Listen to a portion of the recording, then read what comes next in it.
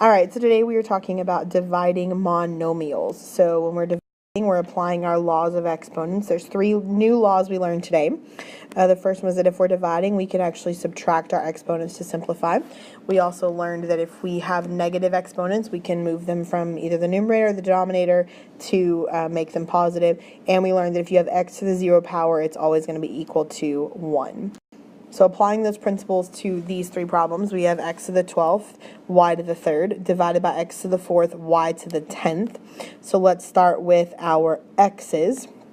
So if we look at our x's, we have x to the 12th divided by x to the 4th. So there are more x's on top, so we know that our answer is going to remain on top. And to figure out how many x's are left over, we're going to subtract. And 12 minus 4 is going to give us 8. So my answer is x to the 8th on the top. Then I look at my y's. We have y to the 3rd over y to the 10th. So I have more y's on bottom, which means my answer is going to remain on the bottom. And I'm going to subtract 10 minus 3. And 10 minus 3 is going to give me 7. So I'm going to end up with y to the 7th in the denominator. And that would be my answer. You can also, if you want to, instead of using your rule, you can expand it out. It does take a little bit longer, but it's in a lot of ways it's easier for people to see. So if we have x to the 12th, that is 12 x's on top. And then y to the 3rd is 3 y's on top. So we can go ahead and write those out. And then divided by, and we have 4 x's on bottom and 10 y's on bottom. And I'm going to go ahead and write those y's so that they are underneath the y's that we already have.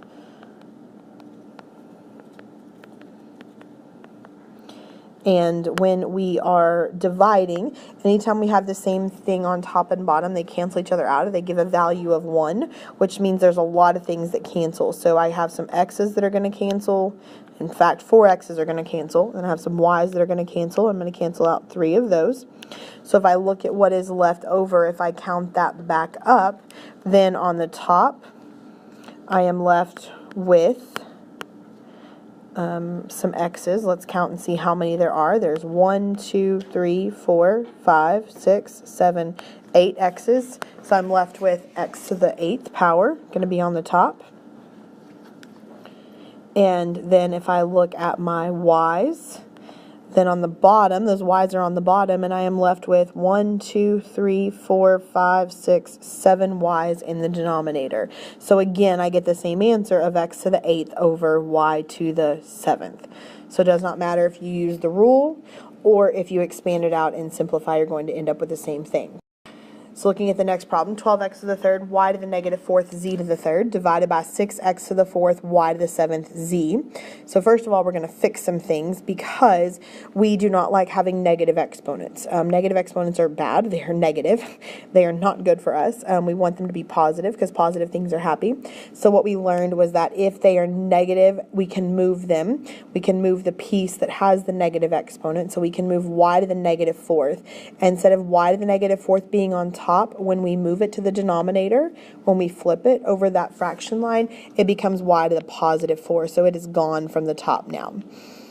So there's no other negative exponents. So now we can look at our problem and deal with our exponents the way that they are written. So again, we can do a couple things. We can expand this problem out. I'm going to expand it out first, and then I'm going to use the laws of exponents. So if I expand this problem out, then we have 12. Then I have 3 x's, because it was x to the 3rd, and then I have 2 z's on top. And I'm going to leave some space so that I can include some y's, because I know that there's going to be some on the bottom. And then in the bottom I have 6, and then I have 4 x's, and then I have 7 y's that were originally there, and I have this 4 y's that I moved to the denominator, so I'm going to include those. And then I have a z in the denominator. So again, just to make sure we know where these things came from, that we are not making this stuff up. I had x to the 3rd on top, and that's where these 3 x's came from. I had z to the 3rd on top, and that is where, I'm sorry, there should have been 3 z's there. That is where my z to the 3rd came from, that was here on top. And then we had x to the 4th on bottom. That's where these 4 x's came from. And we had our y to the 7th. That is where our 7 y's came from here. And then the y to the 4th was where our y's came from that were in yellow. So thankfully those colors translated over. And then we also had our z in the denominator, and that is where this z came from that was in the denominator. So remember, if you have the same thing on top and bottom, those things are going to cancel. They're going to reduce. So I can cancel out 1, 2, 3 x's, and I can cancel out a z. And if I simplify what I have left, just so that we can see like what's left over, then we are left with 12 over 6. Well, I can go ahead and divide that, so we're going to do that. And 12 over 6 is going to give me 2. And then I have no x's left on top. I have 2 z's left on top. I don't have anything on the denominators numerically because, again, when I looked at my numbers, my 12 and 6 divided and gave me my 2. And then I'm left with 1 x in the denominator. And I'm left with 11 y's total in the denominator. And that would be my final answer. Be 2z to the 2nd over x times y to the 11th power. So again, just using our rules of exponents, if we start from the beginning, well, at least from our step where we simplified and made sure that we had no negative exponents. If we have our problem was 12x to the 3rd, z to the 3rd, divided by 6x to the 4th, y to the 7th, z, y to the 4th. We can look at our rule, which said that if we're dividing, we need to subtract our exponents. So if we begin with our x's, we'll come back to our numbers in a minute. We're going to begin with our x's that we have here. And we have x to the 3rd over x to the 4th. The 4 is bigger, so that means our answer is going to go on bottom. And we subtract 4 minus 3, and we get 1.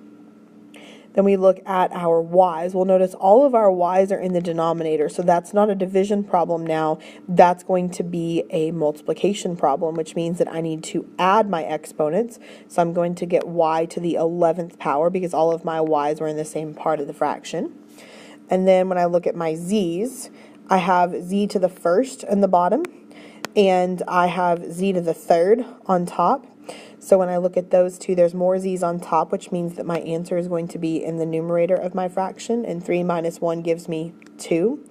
And then again, I am going to divide my numbers. So I have 12 divided by 6, and 12 divided by 6 is 2. So my answer would be 2z to the 2nd x y to the 11th power. Notice I got the same answer no matter which way I looked at the problem. Our last problem that we're going to look at is 15x to the 6th, y to the 4th, z to the 0, over 35x to the 3rd, y to the 2nd, z to the negative 4th. First thing I notice is that I have two terms that are negative. I have x to the negative 3rd, and I have z to the negative 4th. So we're going to end up moving both of those. They're currently in the denominator, so in order for them to be positive, we're going to end up moving them to the numerator. So when we take our x to the negative 3rd, that's on the bottom, and we move it to the top, it's going to become x to the positive 3rd. So that is gone from the denominator. And z to the negative 4th is in the denominator. And when I move it to the numerator, it's going to become z to the positive 4th. So again, that is gone as well. So now our problem looks a little bit better. One other thing I want to point out is you have z to the 0, and anytime you have anything to the 0 power, that is always going to give you 1. Anything to the 0 power is always just 1. So we can, in this case, we're going to ignore that because multiplying by 1 is not going to change anything about the problem. So we're not even going to pay attention to that. We can ignore it because there's really, that z to the 0 means that there are no z's in my problem, at least on top, for that part right there, for the green part. So if we look at our problem, we have, as far as x's go, I'm going to go ahead and draw my fraction line so we can see what our answer ends up like. I'm going to use our rules of exponents to find this answer first, and then I'm going to expand it out and see what happens. So we have x to the 6th on top, and the only other place I have x's is x to the 3rd. It is also on top, which means my x's are going to end up in the numerator. So when I have x to the 6th and x to the 3rd, I'm going to add those together, and 6 plus 3 is 9. Then if I look at my y's, I have y to the second on the bottom, and I have y to the fourth on top. There are more y's on top, so that means my answer is going to end up on top. And if I do 4 minus 2, I get 2. And then if we look at our z's, well, the only z's that I have is z to the fourth, so that's the only place that you see z's here. So we're actually going to leave that alone, and we are going to have z to the fourth on top because I can't combine it with anything, so z to the fourth will still be there. So then we have to look at our numbers, and this is where things get a little bit more complicated. Not terrible, but definitely, require a little bit more thought from us. So we have 15 over 35. Well, 15 and 35, I cannot divide those into each other, but I can reduce that. 15 and 35 are both divisible by 5. 15 divided by 5 is 3. 35 divided by 5 is 7, so I get 3 over 7. And this would be my final answer. 3 over 3, x to the ninth, y to the second, z to the fourth over 7. So I'm going to do the same problem, except I'm going to expand it out. So that means I'm going to rewrite the whole problem. I'm just going to write it using like all of the variables instead of using the exponents. So I have 15 on the top, 35 on the bottom. And I'm going to write out what I have. I have x to the sixth, which means that I have 6 x's on top. I also have y to the fourth, which means that I have 4 y's on top. We said z to the 0 meant that there was no zeros. Then I have another x to the third. I have z to the fourth, so there's 4 z's. And then in the denominator, I have y to the second, so I have 2 y's. I'm going to put those underneath the y's that are already there. So when we look at this problem, a lot of times it's easier to see what is happening and to see how things end up being grouped together. So when I have the same thing on top and bottom, remember they cancel. So that means that my y's are going to cancel each other out here. 2 y's are going to cancel each other out. And when we look at our numbers, we have 15 and 35. And again, those are both divisible. My 15 and my 35 are both divisible by 5. So when I divide 15 by 5, I'm going to get 3. So we know our problem is going to be equal to something, which we're about to see what that is. So equal to, we have 3 over 7, because 15 divided by 5 is 3, 35 divided by 5 is 7. And then we look at all of our x's. I have 1, 2, 3, 4, 5, 6, 7, 8, 9 x's that are left on top. So we're going to put x to the ninth on top. And then we have 2 y's that are left on top. So we'll have y to the second on top. And then the last thing that we have is 1, 2, 3, 4 z's that are left on top. So we're going to put z to the fourth on top as well. So notice again that we do have the same answer no matter which way we did the problem. So that is the 2 ways that you can simplify using your laws of exponents.